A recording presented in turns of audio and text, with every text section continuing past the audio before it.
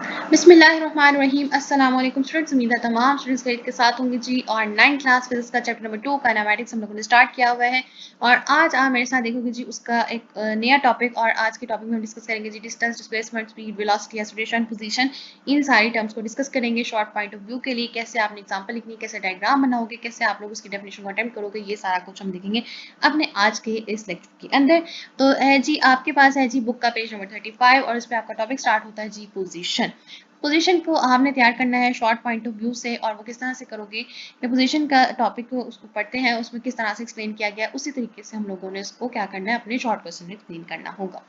The term position describes the location of a place और a point with respect to some reference point is called origin. तो यहाँ पे सबसे पहले आप मार्क करें जी ओरिजिन की डेफिनेशन। ओरिजिन क्या होता है जी? किसी भी चीज का starting point. The term position क्या कह रहा है? Describe the location of a place और a point with respect to the some reference point called origin. For example, you want to describe the position of your school from home. Let the school be represented by the S and home by H. The position of your school from your home will be represented by a straight line HS in the direction from H to S as shown in figure 2.16. तो 2.16 में आपने इसकी figure देखनी है। Position में क्या बताया जा रहा है कि पोजीशन डिस्क्राइब करता है किसी भी लोकेशन ऑफ अ प्लेस को और पॉइंट को with respect to the same reference point, और वो रेफरेंस पॉइंट क्या होता है हमारे पास? ओरिजिन होता है। और इसका एग्जाम्पल क्या लिखेंगे कि अगर होम से स्कूल तक क्या हमें पोजीशन उसका डिस्टेंस शो करना होगा तो हम लोग क्या करेंगे, होम को एच से कर दिया और स्कूल को एस से कर दिया और उसके दरमियान का जितना डिस्टेंस उसको एक लाइन लगा के हमने क्या शो करवा दिया, position from the school S from home H. Next है जी आपके पास डिस्प्लेसमेंट, डिस्टेंस और डिस्प्लेसमेंट। अब वो क्या कहता है, सबसे पहले कह रहे हैं जी 2.17 shows a curved path. Let S be the length of the curved path between the two points A and B on it. Then S is the distance between the points A and B. क्या कहते हैं कि curve path आपको दिखाया गया है और हमने कहा कि S जो है उसका टोटल लेंथ है ऑफ दिस कर्व, और वो ये कर्व S जो है वो किसके दरमियान है, from point A to B। तो S is the distance between points A and the B। तो ये A पॉइंट्स लेके B पॉइंट तक का डिस्टेंस क्या कहलाना है हमारे पास? S। अब क्या कहते हैं कि length of a path between two points is called the distance between the two points. तो डिस्टेंस की डेफिनेशन आप मार्क करो यहाँ पे। Length of a path between two points is called the distance between the two points, और इसकी आपने example में क्या करना है, इसकी फिगर में आपने ये वाली फिगर ड्रॉ कर देनी है एज एन एग्जांपल। अब आगे डिस्प्लेसमेंट को वो किस तरह से एक्सप्लेन करते हैं कि consider a body did move from point A to point B along the curve path. हमने कहा कि एक बॉडी इस कर्व पाथ में मूव कर रही, join points A and B by straight line, और ए से बी तक हम लोगों ने क्या कर लिया, उसकी स्ट्रेट लाइन से ड्रॉ कर दिया। The straight line A B gives the distance which is the shortest between A and B. अब अगर हम यहाँ से ए और इसे बी तक का डिस्टेंस देखें कर्व लाइन में, तो वो क्या है, थोड़ा सा लंबा डिस्टेंस बनता है।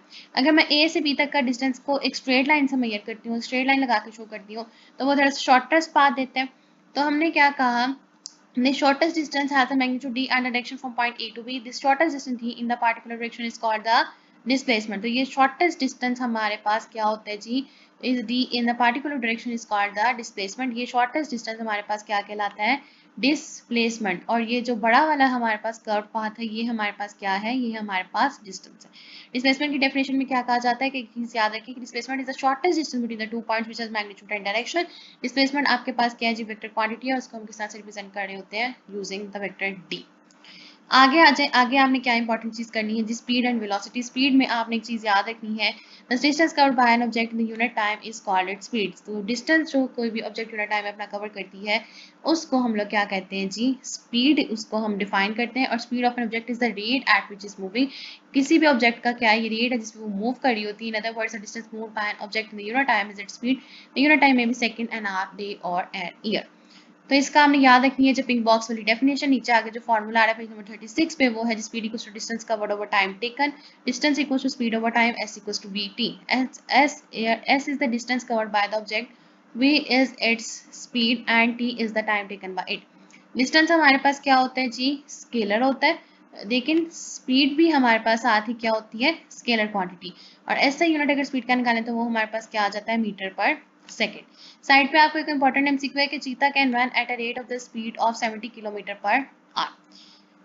आगे है जी यूनिफॉर्म स्पीड। अब स्पीड यूनिफॉर्म कब होती है किसी भी बॉडी की, अगर वो इक्वल डिस्टेंसेस कवर करता है in equal intervals of the time, चाहे वो इंटरवल्स हमारे पास क्या हो, शॉर्टर ही क्यों ना हो। तो यही चीज आपने इसमें से याद रखनी कि body has uniform speed if it covers equal distances in equal intervals of the time, however shorter the interval may be.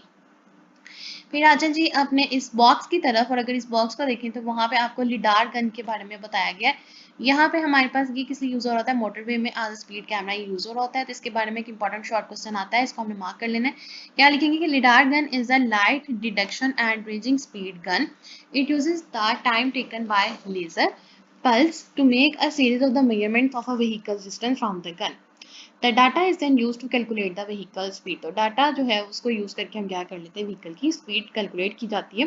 यही वजह है कि जब आपकी मोटरवे पे स्पीड जो है वो ज़्यादा है, आपकी लिमिट से एक्ससीड कर जाती है या कम हो जाती है, तो आपको जो है वो पकड़ लेते हैं और आपको जो है ना चालान वगैरह और जो भी सारा सीनैरियो होता है, उनके रूल्स होते हैं, उसको फॉलो कर रहे होते हैं।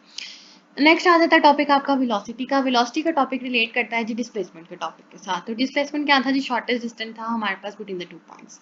वेलोसिटी में क्या कहा जा रहा है कि velocity tells us not only the speed of a body but also the direction.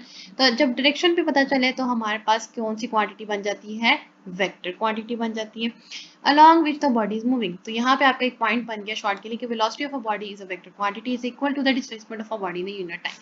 तो अगर शॉर्ट में आएगा तो आप सबसे पहले क्या लिखेंगे जी, डेफिनेशन में क्या लिखेंगे, the rate of displacement of a body is called the velocity। फिर आप नीचे फॉर्मूला लिखेंगे, velocity equals to distance or displacement over time taken, v equals to d over t, d equals to vt।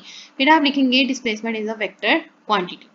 Here d is the displacement of the body moving with the velocity v in time t, as the unit of the velocity is the same है जी हमारे पास as the speed, that is metre पर second.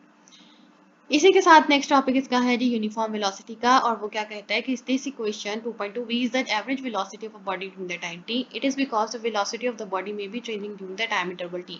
However, in many cases the speed and the direction of a body does not change। In such a case, the body possesses uniform velocity, that is the velocity of a body during the interval of the time has the same magnitude and direction।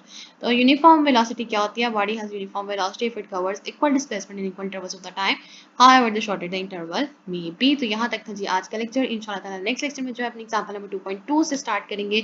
इसको समझेंगे कि आपने कैसे solve करने के important examples हैं, वो chapter example जो वो साइड बाय साइड हम देखते जाएंगे। और मुझे उम्मीद है कि आज का लेक्चर जो आपको अच्छे तरीके से समझ आया होगा कि हमारे पास किस तरह से पोजीशन आती है, फिर हमारे पास डिस्प्लेसमेंट कैसे होता है, डिस्प्लेसमेंट और डिस्टेंस में फ़र्क कैसे आता है कि जो कर्व पाथ का डिस्टेंस था हमारे पास, उसको कर्व में ही अगर हम मेजर करते हैं तो वो हमारे पास क्या बन जाता है, डिस्टेंस बन जाता है। जबकि अगर एक स्ट्रेट लाइन से मेजर किया जाता है तो वो हमारे पास क्या बन जाता है, डिस्प्लेसमेंट। इस वजह से उसे क्या कहा जाता है, हमारे पास उसको शॉर्टेस्ट डिस्टेंस।